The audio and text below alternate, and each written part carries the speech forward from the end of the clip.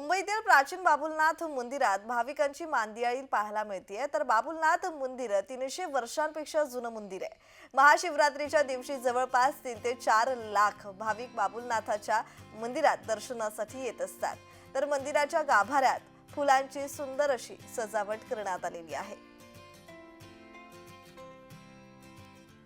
बाबुलनाथाचं मंदिर आपण पाहतोय, जिथे आकर्षक अशी सजावट करण्यात आलेली आहे। त्याचबरोबर मुंबईतलं हे प्राचीन बाबुलनाथ मंदिर आहे, जिथे भाविकांची मांदियाळी पाहायला मिळते। त्याचबरोबर अनेक भाविक भक्त अगदी पहाटेपासूनच दर्शनासाठी इथे रांगा लावलेल्या पाहायला मिळतात। आणि या संदर्भात अधिकची माहिती देतात आमचे प्रतिनिधी चेतन किर्दत। चेतन, बाबुलनाथ मंदिरात आहात। बाबुलनाथ मंदिरात आता सध्याचं वातावरण कसं आहे?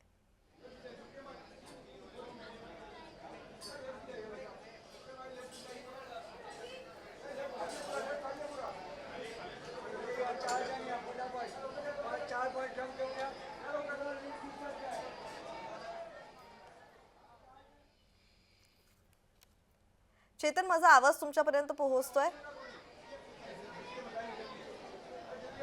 हो प्रज्ञा। जी, बाबुलनाथ मंदिरात आहात आणि बाबुलनाथ मंदिरात आपण पाहतोय भाविक भक्त इथे पोहोचतायत। त्याचबरोबर मंदिर प्रशासनाकडून कशी व्यवस्था करण्यात आलेली आहे?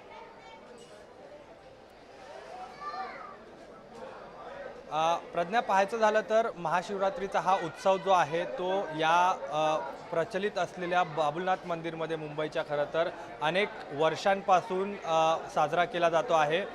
सध्या ही थेट दृश्य जी आहेत ती आपण आपल्या प्रेक्षकांना दाखवू इच्छितो। हे बाबुलनाथचं मंदिर आहे, ज्या ठिकाणी आता असंख्य भाविक जे आहेत ते या ठिकाणी दर्शनासाठी दाखल झाल्याचं आपल्याला पाहायला मिळतं आहे। खरं तर बाबुलनाथ मंदिर जे आहे हे एका विशिष्ट उंचीवर आहे आणि काही पायऱ्या ज्या आहेत त्या चढत खरं तर इथपर्यंत भाविकांना यावं लागतं। मात्र आज महाशिवरात्री असल्याकारणाने आपण पाहतो आहे 2.5 ते 3 किलोमीटरपर्यंत भाविकांची मोठी लांब रांग जी आहे ती आपल्याला पाहायला मिळते आहे। आणि आपण पाहिलं तर आणि असंख्य भाविक जे आहेत ते आज सकाळपासूनच खरं तर बाबुलनाथ मंदिरामध्ये दर्शन करण्यासाठी या ठिकाणी दाखल झालेले आहेत। आणि ही थेट दृश्य जी आहेत ही बाबुलनाथ मंदिराच्या गाभाऱ्यातली दृश्य आहेत, ज्या ठिकाणी शंकराच्या पिंडीची जी पूजा जी आहे ती पार पडलेली आहे आणि आता भाविक जे आहेत ते आता दर्शन घेताना आपल्याला पाहायला मिळतात। जी जी जी जी चेतन, पाहायला गेलं तर सगळीकडे आता बम बम भोलेचा जागर होताना पाहायला मिळतोय। आणि दुसरं म्हणजे इथे बाबुलनाथ मंदिरात असंख्य लोक इथे येतात आणि महादेवाचं दर्शन घेतात। त्यासाठी मंदिर प्रशासनाकडून कशी व्यवस्था करण्यात आलेली आहे? आकर्षक अशी सजावट पाहायला मिळते आपल्याला।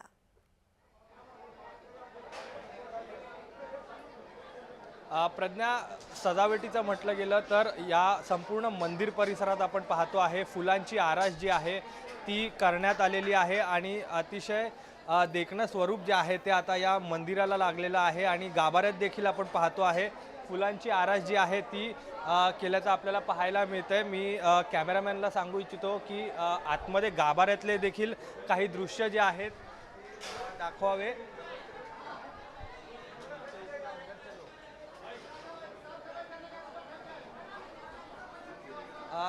प्रज्ञा, आपण गाभाऱ्यात जाऊया आणि आतली नेमकी दृश्य काय आहेत ती पाहूया।